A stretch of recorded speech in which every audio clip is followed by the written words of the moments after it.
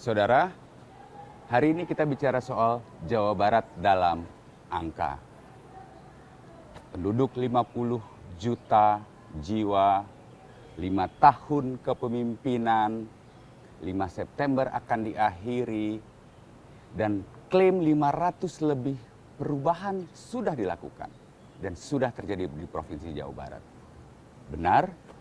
Seperti apa proyeksi Jawa Barat di akhir masa kepemimpinan dan bagaimana seorang Gubernur Jawa Barat Ridwan Kamil melihat Indonesia di masa depan. Hari ini saya sudah bersama Kang Emil. Kang, kumaha damang Kang? Alhamdulillah. Menghitung hari. Menghitung hari ya. Menghitung hari menuju akhir masa di jabatan. G5S. G5S. RK. Gerakan 5 September. Gerakan Kang, 5 September berakhir. Sebelum masuk ke pertanyaan-pertanyaan, Kang, follower IG 20 juta. 20,6. Twitter 5,5 juta. TikTok 2,2 juta. Akun YouTube kemana, Kang? Akun YouTube, saya juga lupa ya, nggak bisa tracking. Jadi kenapa Kang Emil nggak bikin akun YouTube? Ada akun YouTube, tapi saya tidak terlalu menseriuskan. Karena saya punya bacaan tren ke masa depan itu cenderung pendek-pendek ini. Durasinya. Jadi kan YouTube untuk konsumen orang-orang yang butuh narasi panjang-panjang. Jadi ada, tapi artinya tidak signifikan. Tidak signifikan. Nah, kita kembali ke soal digital, soal Indonesia, soal Jawa Barat. Nah, klaim 800 triliun investasi masuk Jawa Barat, menjadikan Jawa Barat jadi satu dari 5 provinsi dengan investasi terbanyak di Indonesia. Jadi 5 tahun berturut-turut kita selalu nomor 1. Ya. Terakhir 175 triliun. Sampai Desember 685 triliun. Tambah 103 triliun sampai Juni. Itu udah 788. Ya. Kalau dihitung sampai akhir jabatan Juli Agustus mungkin 11 triliun sedang berproses masuk. Jadi kalau di total memang 800 triliun selama masa jabatan saya. Pertanyaannya 800 triliun itu kemana aja sih? Orang membayangkan 800 triliun itu akan jadi apa itu di Jawa Barat 800 triliun itu jadi 1 juta lapangan pekerjaan. 1 juta lapangan pekerjaan. Karena rata-rata 1 triliun uang masuk sama dengan 1.000 sampai 1.200 lowongan pekerjaan. 1.000 sampai rasionya ya. Jadi kalau 800 triliun artinya ada 800.000 sampai 1 juta lapangan pekerjaan. Ya kalau ditanya ya itu. Cuman data juga baru masuk, ternyata yang menikmati kekuatan investasi di Jawa Barat nggak hanya KTP Jawa Barat kan. Lebih hampir mendekati 25% itu adalah warga dari luar Jawa Barat. Gitu. Jadi tapi kan kita NKRI ya. Iya. 800 itu bentuknya kira-kira akan memunculkan segitu banyak lapangan. Dan yang menariknya, saya bahagia, setengah dari 800 itu PMDM. Dalam negeri. Dalam negeri. Jadi kekuatan investasi di Jawa Barat, setengahnya itu adalah pengusaha-pengusaha lokal. Makanya saya senang banget. Berarti kan 400 triliun ya? 400 triliun itu dari PMDN ya, baru sisanya dari luar negeri. Tiongkok nomor 1, Singapura kedua, Jepang, Korea ketiga, keempat.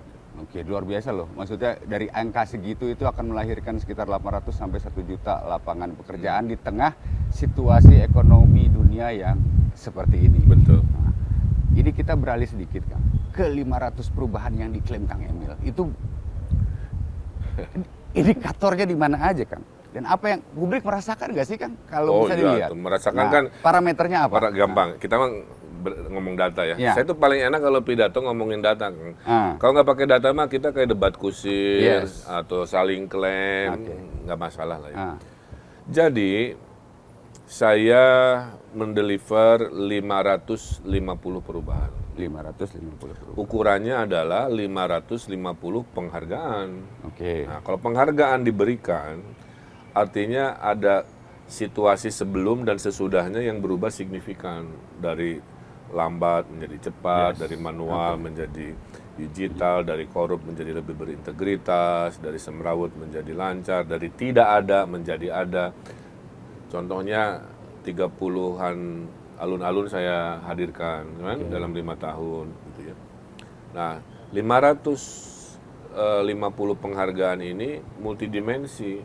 Kalau mau diceritakan, kalau Kompas ada waktu, satu penghargaan 1 menit aja, 9 jam kita ngobrol. Satu penghargaan. Makanya, Apa misalnya apa Kak? ya makanya saya akan menjawab sesuai yang ditanyakan. Jadi, tapi poinnya adalah itu konkret 550 perubahan dalam bentuk apresiasi dari objektif pihak ketiga tentang perubahan di Jawa Barat. Apa yang dirasakan masyarakat? Nah tadi multidimensi. Gimana ngukurnya? Kepuasan publik. Nah di bulan April kemarin kepuasan publik tahunan yang kami selenggarakan, kepuasan publik itu 90,6% kan. 90,6%. Tinggi sekali. Iya, yang tidak puas hanya 6, sekian, Oke. tidak menjawab sekian. Jadi setinggi itu. Tetaplah tidak sempurna karena tidak 100%. Jadi kelompok yang 6% ya pasti ada kritikan, masukan, nggak ada masalah juga. Tapi saya selalu jawab dengan data dan tentunya pembangunan ini kan nggak pernah selesai. Yes. Saya membangun, jangan Pak Aher, membangun kilometer 100 sampai 200, Ridwan Kamil melanjutkan dari kilometer 200, mungkin lebih cepat ke 300 sekian, nanti gubernur berikut begitu. Jadi nggak ada istilah selesai. Pembangunan itu nggak ada istilah selesai sampai akhir kiamatnya terus. Karena tiap pemimpin memperbaharui tujuan, memperjauh perjalanan sehingga tidak bisa ada pemimpin yang mengklaim bahwa tujuan bangsa ini sudah selesai, masih berjalan. Setiap zaman ada pemimpinnya, setiap pemimpin ada zaman. Nah, Kang, sebutkan satu yang paling berasa deh, yang Kang Emil. Yang paling saya banggakan konkret ya, menghilangkan desa miskin dari 1000 di 2018 menjadi 0 di Desember 2022. Oke. Hanya butuh 4 tahun saya menolkan. Kenapa? Salah satunya Pemprov Jawa Barat ini satu-satunya provinsi yang ngasih duit ke desa. Yang lain itu Di luar dana desa ya? Ya, lain itu hanya dari menteri, Iya. Kementerian Desa, dari bupati yang punya desa. Udah aja. Provinsi lain. Kalau Jawa Barat ngasih 3,5 triliun Untuk desa? untuk desa. Dalam bentuk desa digital, dalam bentuk program Pesantren. Patriot Desa, dalam bentuk One Pesantren One Product, dan lain sebagainya. Kalau tambah itu malah lebih, mungkin bisa 5 triliun. Ini khusus yang langsung ditransfer untuk pembangunan desa lewat kepala desa. Itu 0 udah ya? 0 Kang. Dan desa mandiri, desa terbaik kan istilahnya, dari hanya 30-an naik ke 1.800. Oh, Jadi kalau ditanyakan tadi ya, dari 550, Iya. apa yang paling terlihat, terasa, dan saya banggakan, menghilangkan 1.000 desa miskin dalam 4 tahun. Oke. Menarik perbincangan kita. Kayaknya nanti kita akan melanjutkan lagi setelah jeda berikut. Kita akan bertanya soal bagaimana stunting, bagaimana menangani 50 juta penduduk di Jawa Barat yang begitu beragam dinamikanya. Kita kembali setelah jeda berikut.